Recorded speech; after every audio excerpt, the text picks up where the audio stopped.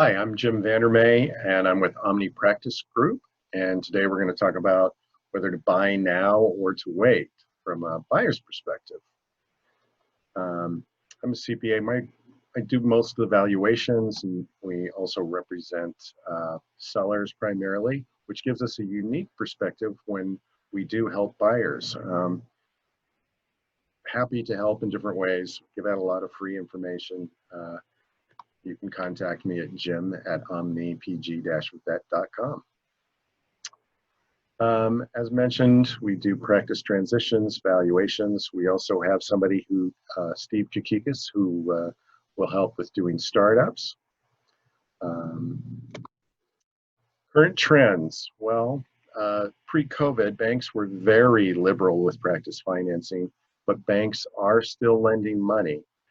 But I won't kid you, there are a few more hoops, and it's not quite as liberal as it was, but good practices always sell, and if there's a will, there's a way. I think one mistake, if I may be so bold, that a lot of young buyers or first-time buyers is they want a perfect practice. And quite frankly, there is no such thing. There's always some work to be done, and that shouldn't be a turnoff. Okay, here's a little spicy topic, why it may be okay to overpay for practice or the cost of waiting. So we got two doctors, both went to the same school. We have Dr. Buy Now, and we have Dr. Wait 5 years. They're both hotshot vets. They got $100 grand job right out of school. Not everybody gets that, but there are some out there. They got 3% raises. Let's just say, let's keep it kind of simple. In year 3, Dr. Buy Now bought a practice. His salary after paying the mortgage on the practice was $90,000.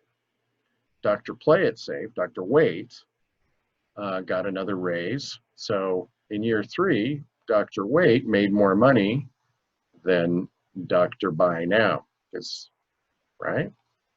But now in year 4,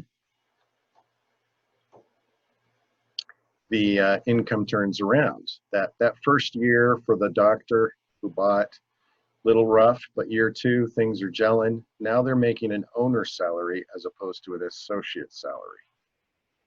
And that steadily increases. Now, I said this before in different seminars we put on, but with COVID, I want to be a little bit gentle, but there are 2 facts in life. 1, eventually you will retire, and 2, eventually you will die. Those things are set. So if you wait 3 years longer to buy a practice, you can't recoup the lost wages from being an owner to being an associate. You can't make it up. And then if you start adding the time value of money,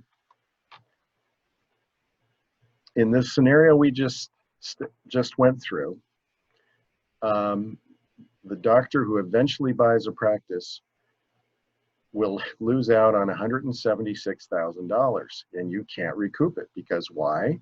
You can't extend by and large when you're going to retire, and you can't, not yet, change that you're going to die. Okay. Let's go through another example.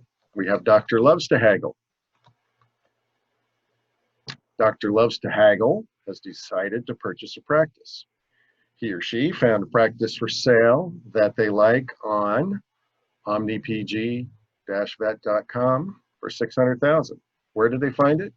That's Omnipg-vet.com. So they found it for sale for $600,000.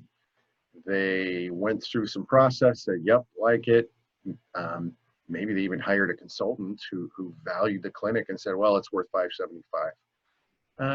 He or she considers themselves a shrewd negotiator, Negotiations, they get to the point where they take place.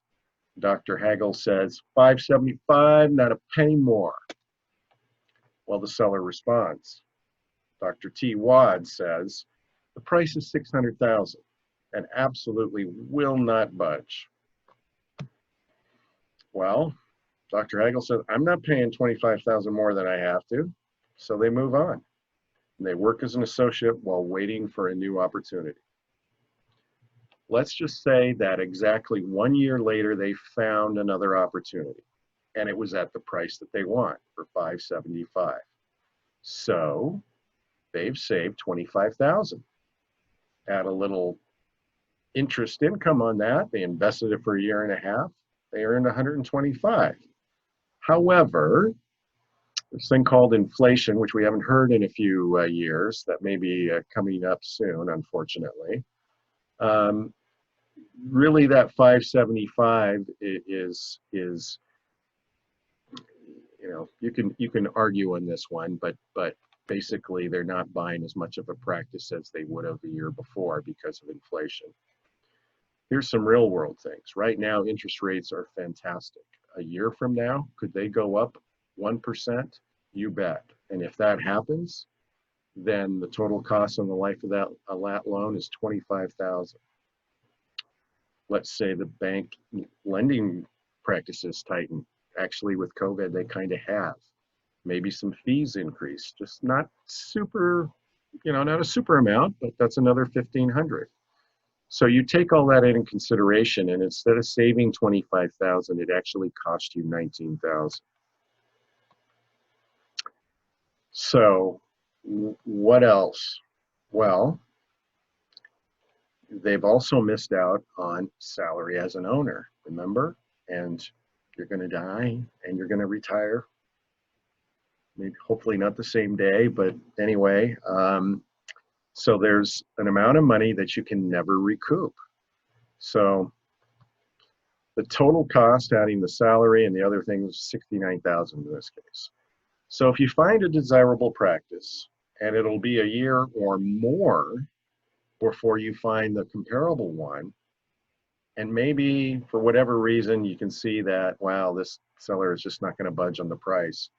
Should you be willing to pay a little bit? Yeah, because you can recoup that. How much more? Well, that's up to you. But in this example, 69,000 to be sure, maybe 50,000, 75,000. It's really going to depend, especially if you find a practice that's in the area you want to be, or it's near where you want to live. So just a couple of things to consider. COVID's an interesting time. Why purchase now? It still really is once in a lifetime interest rates. As I said, banks are still lending money. There can be some additional challenges, but deals are still happening. Transitions are taking place. What happens if you wait? Life gets more complicated, right? Marriage, children, moving. So that's it. I hope you found that educational, and we'll see you in a month or so. Everybody stay safe. Thanks.